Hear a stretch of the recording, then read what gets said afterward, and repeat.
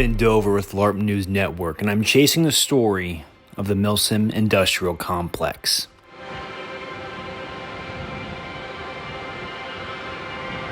For many years now, the Milsim Industrial Complex have profited on the tragic loss and fighting of our nation's young men. Start pushing north. This is Ben Dover reporting live from the LARP event. There are heavy combat actions taking place to that direction. I'm out here with the TAN team. Squad leader, Mr. Boofa. Mr. Boofa, can you tell me what's going on with the forces out here in the front lines? Listen, we're out here completely lost in the sauce. We've had at least 7 blue-on-blue incidents. In this episode of LARP News Network, I'm looking at and running the story of the Milsim Industrial Complex. This industry has profited on the fighting and dying and, respawning of some of our nation's young men. These young men go off and fight in these local LARPs and even abroad. And for what? What do they show and what do they have to gain? It becomes very clear when you dig further that the only ones profiting off this are those in the industry. It's very clear that they have their own interest at heart and don't care about the young men and women going off and fighting in these local and foreign LARPs. I speak to a parent whose son went off and fought in one of these local LARPs and came back a different man.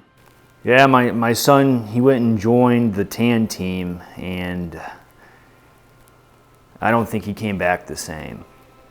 When he did come back, he came back different. All right, boys, ready? 1, 2, 3, frags. Up. Shoot the guy. Oh my Oh, He didn't care about chasing the girls anymore. He didn't care about working on his car. All he cared about was the newest, hottest camo, what kind of gear he can get. Can he buy and flip this kind of gear? He was obsessed with the Navy SEALs and LARPing out in the flat range and going and playing all these airsoft games. I think it really changed him. I really think it changed him for the worse. Today we actually ended up killing, not captured, my bad, Kamuli Al Jazeera. As you can see, his body's right here from the Marine operation earlier today. Now we identified his position using informants in the city of Fallujah. We identified he was on street number 69. After we found out that, we just needed to know the house. We went house to house searching. We identified the compound was number 420. After that, we made entry and we were able to get him. Would you say overall this was a very successful operation? Oh, indeed, this was a very successful operation. Kamuli Al Jazeera was a high-ranking member of ISIS, as well as the Taliban and Abu Sayyaf. Some of the combat footage caught during one of the particular Milsims that we're looking at, known as Copperhead. And this one is called Copperhead 6. And this is the 6th year, multiple years running, where this event has been taking place, and neither side has had a resolution. This event has been years in the running. Multiple engagements between a TAN team known as UFS and a green team known as COST. Neither side has made much progress on either front, both returning to fight this battle at the same time and location each year. With the pandemic taking place in 2020, I believe it was put on hold, but the LARP persisted. Politicians on both sides scratching their heads on how to go about handling this. But one thing is for sure, the Milsim Industrial Complex was there to profit. His mom and I have been talking about helping him pursue counseling, but I don't know, it just seems all so frivolous. I really think those guys that put this whole thing on, I think they only truly care about the money and that they're profiting off our young ones going and interview. Hello, my name is Cordell Smith. I'm out here with HSP at Playa, New Mexico. We're doing a joint operation in preparation for MNU upcoming operations. It's lots of operation words, but we're doing the workup for the prawn containment in District 10. This is a large-scale military exercise, and the other team are forcing as they're acting as the prawns. So they're going to be our enemy forces. Should be a good time. It became very apparent that the company hosting the event, American Milsim, had much to gain from the fighting on both sides. Where profits are, loss is soon to follow.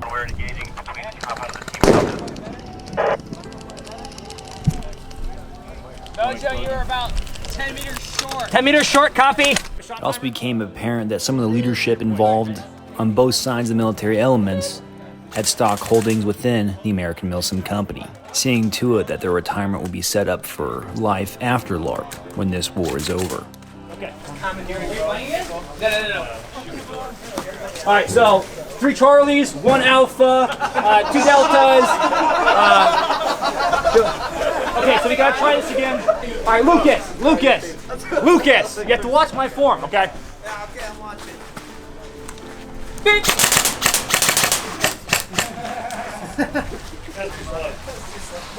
Whoa, wait. What do we get? Motor to do it. And that's at least 3 Alphas, though. Always, every alpha, all the time. No mics. All right, okay. Wait. I put a lot into that bit. Why are you filming me? After, in between What are you both doing? seas. Who are you? What did your daddy do?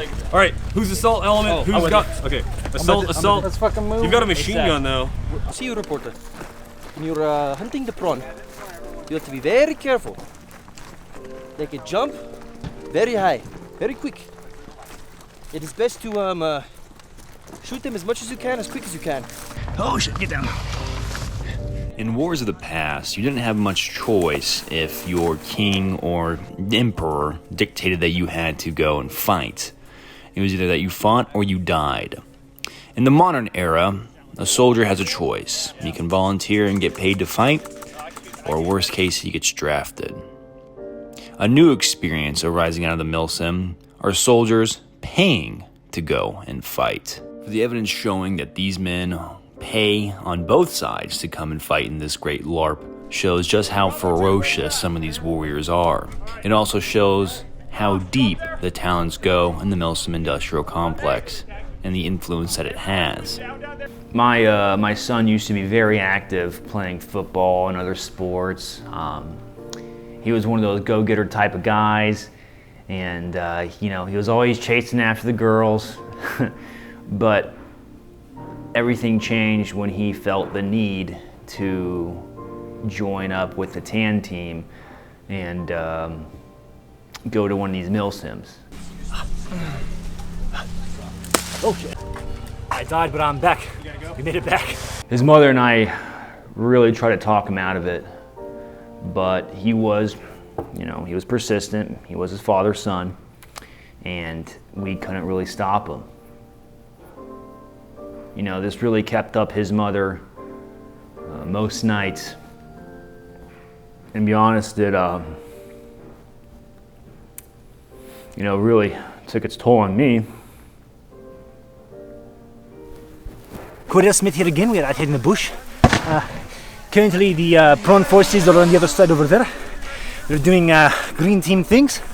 The simulated weaponry has been tough and ferocious during this initial push, but we think we are grinding them down right now as we speak.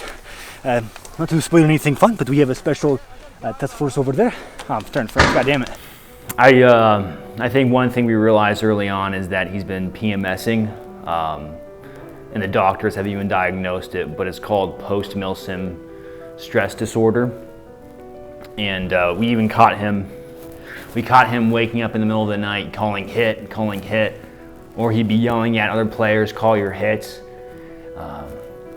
Getting into arguments with the refs, talking about how certain camos aren't based. When we dug further on the topic of this PMSing issue, it became more apparent that a lot of LARPers returning from this conflict also suffered from PMSing. Oh shit. Going to their local doctors and seeking treatment was hard, for this is a new medical issue arising from the years of LARPing. This is something that medical experts are claiming that could be a crisis in the near future. The stress in the fighting isn't the only thing that these airsofters have to worry about. Things on the home front, for some of them, have also taken a turn for the worst. Some of them have even gotten Dear John letters. Would you look at it, Nero? It's so beautiful here. That's why I want to talk to you about this. I feel it's growing apart. And I think that Starfleet is going to be my new career. And if you're in the mobile infantry, then we just can't be together. LARP News Network even caught up with administrative results a flat range operator who was here to justify this event for his flat range theatrics and training. Here's what he had to say about that.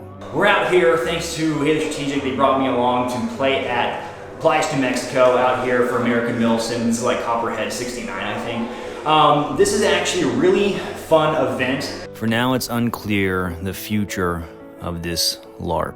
One thing is for certain, that where there is money to be made, the Milsim Industrial Complex will be there to profit on the hurt, loss, and suffering of those airsofters willing to pay to fight. I'm Ben Dover, and this is LARP News Network. Thanks for watching.